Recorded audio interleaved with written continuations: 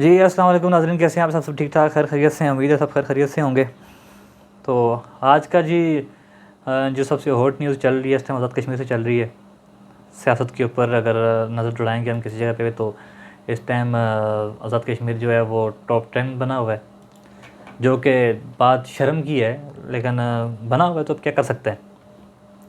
تو نیوز یہ چل رہی ہے جی کہ آزاد کشمیر قانون ساز اسمبلی میں ایک اجلاس ہوتا ہے جس کے اندر راجہ فاروق حیدر صاحب بھی بیٹھے ہوتے ہیں، اور کسی بات کے اوپر ان کی کوئی نہ کوئی بات چل رہی ہوتی ہے۔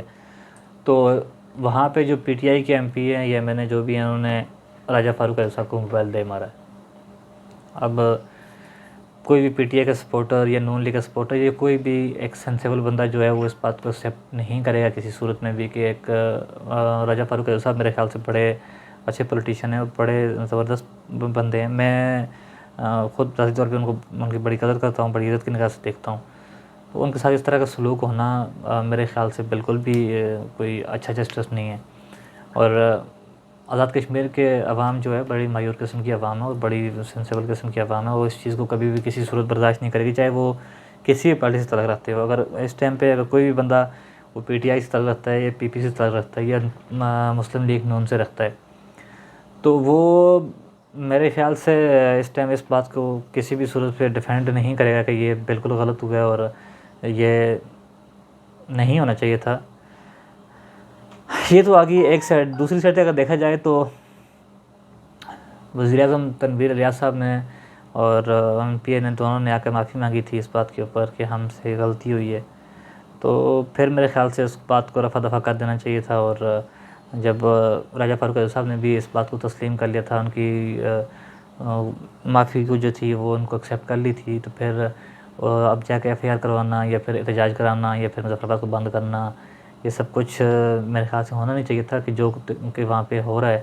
آج بھی کافی حد تک احتجاج ہوئے ہیں مظفر آباد میں، اور ان کے اوپر ایف آئی آر درج ہوئی ہے کہ مجھے مارنے کی کوشش کی گئی، مجھے قتل کرنے کی کوشش کی گئی۔ تو یہ سب کچھ ہو رہا ہے، اور یہ اس میں کسی کا کچھ ہو یا نہ ہو، جہاں تو صرف آزاد کشمیر کی بدنامی ہو رہی ہے۔ کسی بھی جگہ پہ کسی بھی پلیٹ فارم پہ جا کر اس بات خبر کو کوئی ادارہ نشر کرتا ہے یا کسی جگہ پہ کوئی بات ہوتی ہے تو وہ پھر آزاد کشمیر کی ساکھ پہ ہی اثر پڑے گا، اور تو کچھ نہیں ہونے والا ہے۔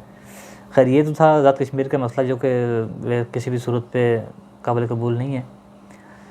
تو مریم نواز صاحبہ جی، ان کو پاسپورٹ ان کو مل چکا ہے، ان کو پلیٹ میں رکھ کے دے دیا تھا ان کو، اور انہوں نے اٹھا کے پرس میں ڈال دیا آرام سے، اور اب وہ تیاری کر رہی ہیں جی لندن جانے کی۔ سمجھ سے سب کچھ باہر ہے، کیا ہو رہا ہے کیا نہیں ہو رہا ہے، لیکن ہو رہا ہے۔ اب میرے خیال سے تو مریم نواز صاحبہ جو ہیں وہ جائیں گی لندن، اور نواز شریف صاحب سے ملاقات ہوگی، اور پھر ان کو واپس پاکستان لانے کی کوشش کی جائے گی، اور ان کے اوپر سے سارے مقدمات وغیرہ جو تھوڑے بہت جو بچے کچے ہیں وہ بھی ختم کرنے کی کوشش کی جائے گی۔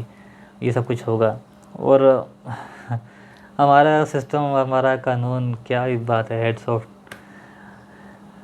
ہمارے جو چیف جسٹس صاحب ہیں انہوں نے بیان دیا ہے جی کہ الیکشن کمیشن کو غلط بیان حلفی پر تعینات اختیار حاصل ہے سپریم کورٹ آف پاکستان۔ اب دیکھیں اس میں اس نے کیا لکھا ہے جی، تا حیات نااہلی کا آرٹیکل 62(1)(f) کالا قانون ہے، چیف جسٹس سپریم کورٹ۔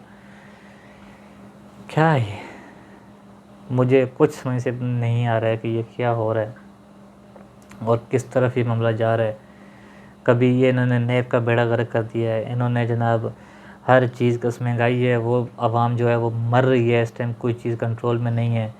اس کے باوجود بھی کہہ رہے ہیں کہ نہیں جی ہم تو بہت اچھا کر سکتے ہیں، ہماری ٹیم جو ہے بڑی زبردست ایک سینسیبل قسم کی ٹیم ہے ہمارے پاس تجربہ ہے، ہمارے پاس یہ ہے وہ ہے۔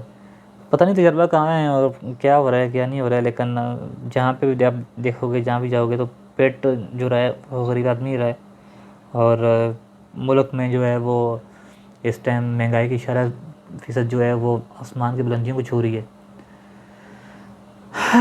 اللہ ہی مارس وارس ہے، دیکھو اب کیا ہوتا ہے۔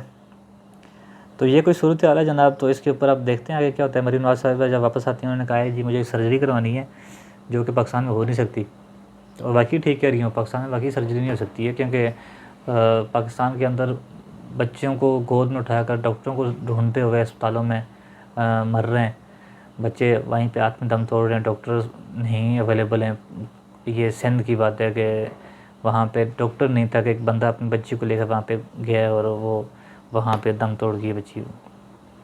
تو یہ تو صورتحال ہے ہماری اسپتالوں کی. ہمارا صحت کارڈ جو تھا انہوں نے کہا جی بند کر دو, یہ عمران خان کے پاس واحد ایک چیز ہے, اس کے اوپر بھی ہم نے سیاست نہیں کرنے دینی. تو یہ سب کچھ سیاستدان اپنی مرضی سے کر رہے ہیں, ان کے لیے ہر چیز اویلیبل ہے. عمران خان کو دیکھو تو اس کے لیے ہیلی کاپٹر اویلیبل ہے, عوام کے لیے کھانا اویلیبل نہیں ہے. وہ کھانے کو ترس رہے ہیں, یہ ہیلی کاپٹروں میں گھوم رہے ہیں.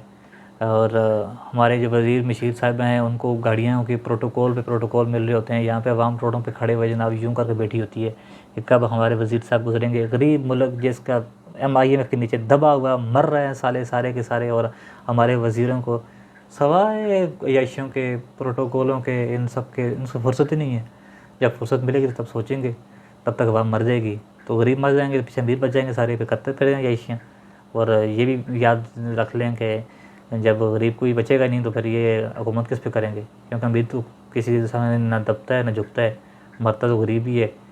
تو یہ صورتحال ہے. بہرحال دعا کریں اللہ پاک پاکستان کا بھی حامی و ناصر ہو, ہمارا بھی. دعا میں ہمیں یاد رکھیے گا. السلام علیکم.